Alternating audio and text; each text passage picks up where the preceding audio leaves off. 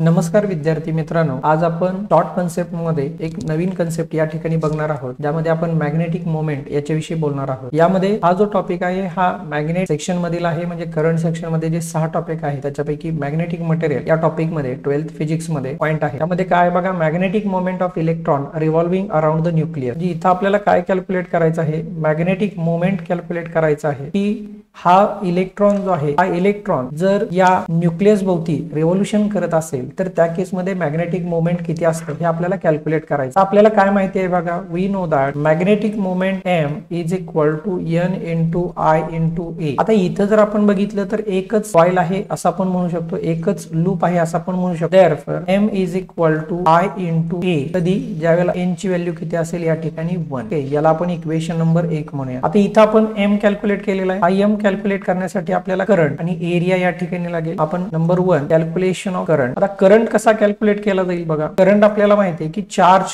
Per unit time म्हणजे Q bye T। पण इथं जो चार्ज आहे तो कोण आहे, इलेक्ट्रॉन, म्हणजे E बाय T। पण आता इथं जर आपण बघितलं तर हा जो चार्ज असेल, हा चार्ज काय करत आहे, एक रिव्हॉल्यूशन या ठिकाणी कंप्लीट करत आहे। जर हा एक रिव्हॉल्यूशन कंप्लीट करत असेल तर त्या केसमध्ये यानं जो टाइम त्या ठिकाणी कंझ्युम केलेला आहे तो कॅपिटल T या ठिकाणी असेल।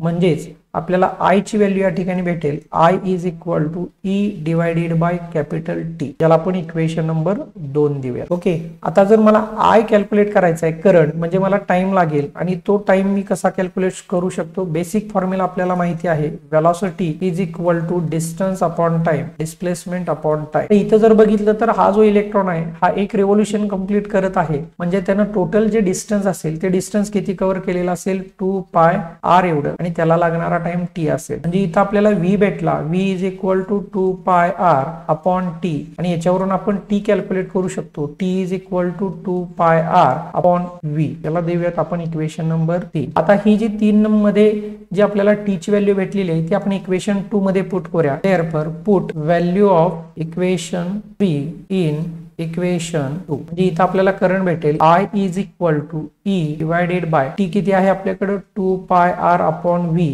हे जर आपण सॉल्व्ह केलं म्हणजे हे जे v आहे ते वरच्या न्यूमरेटरला त्या ठिकाणी जाईल, EV अपॉन 2 पाय r।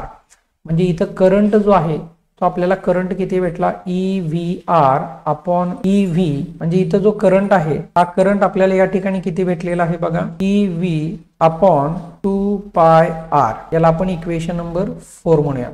आता इथं आपण करंट कॅल्क्युलेट केला, अजून आपल्याला काय कॅल्क्युलेट करायचं आहे, एरिया, म्हणजे number 2 calculation of area, capital A। आता इथे जर आपण एरिया कॅल्क्युलेट करायचं म्हणलं तर हा आहे सर्कल, सर्कलचा एरिया आपल्याला माहिती आहे A इज इक्वल टू पाय r स्क्वेअर। म्हणजे इथं एरिया या ठिकाणी आपल्याला किती भेटलेला आहे, पाय r स्क्वेअर, आणि याला आपण इक्वेशन नंबर 5 म्हणूया। आता इक्वेशन 5 मध्ये एरिया भेटला, इक्वेशन 4 मध्ये आपल्याला करंट भेटलेला आहे। या दोन्ही व्हॅल्यू आपण equation 1 m is equal to IA याच्यामध्ये आपण पुट करूया। therefore put values of equation 4 and 5 in equation 1। आता या व्हॅल्यू जर आपण इक्वेशन 1 मध्ये जर पुट केल्या तर आपल्याला काय भेटेल बघा, m is equal to I किती आहे, I ची व्हॅल्यू आपल्याला इथे भेटली EV upon 2 pi r, I into A is equal to EV upon 2 pi r, आणि एरिया आपल्याकडे आहे pi r square is equal to, इथल्या एक r ला हा एक r कॅन्सल होईल, पाय ला हा पाय कॅन्सल होईल, म्हणजे वरती राहील EVR upon 2।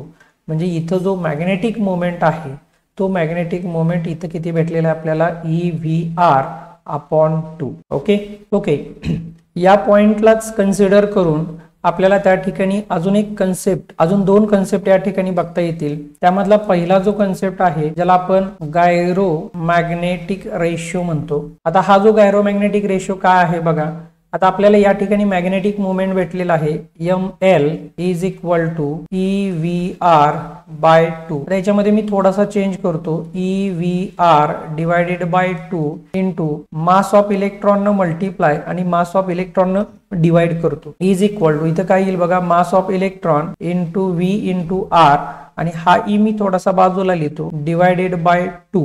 Okay, 2 ME is equal to, आता इथं जर आपण बघितलं तर MVR म्हणजे काय आहे but mvr is equal to L angular momentum. Therefore m is equal to E या पूर्ण टर्म बद्दल आपल्याला L पुट करता येईल divided by 2 mass into mass of electron. म्हणजे इथं जे आपल्याला ml ची जी व्हॅल्यू भेटलेली आहे ml यालाच आपण या ठिकाणी काय म्हणतो गायरो मॅग्नेटिक रेशो. तसाच इथं आपण दुसरा एक कन्सेप्ट या ठिकाणी बघू शकतो बी म्हणूया ज्याला आपण बोर्स मॅग्नेटोन असं म्हणतो. बोर्स मॅग्नेटोन. ओके आपल्याकडे काय फॉर्म्युला आहे बघा ml is equal to EVR divided by 2. यामध्येच आपण काय करू शकतो EVR divided by 2 into mass of electron multiply mass of electron त्या ठिकाणी डिवाइड करा. परत as it is E is equal to MEVR divided by 2 mass of electron. आता इथं आपल्याला माहिती आहे MEVR म्हणजे काय असतं L असतं but MEVR is equal to L. But अजून एक आपल्याला गोष्ट काय माहिती आहे बघा बोरचे सेकंड पॉस्च्युलेट म्हणून आपण म्हणूया according to Bohr's second postulate. काय आहे बोरचं second postulate L is equal to NH upon 2 pi. ही जर व्हॅल्यू इथं आपण जर पुट केली तर काय येईल बघा ML is equal to E.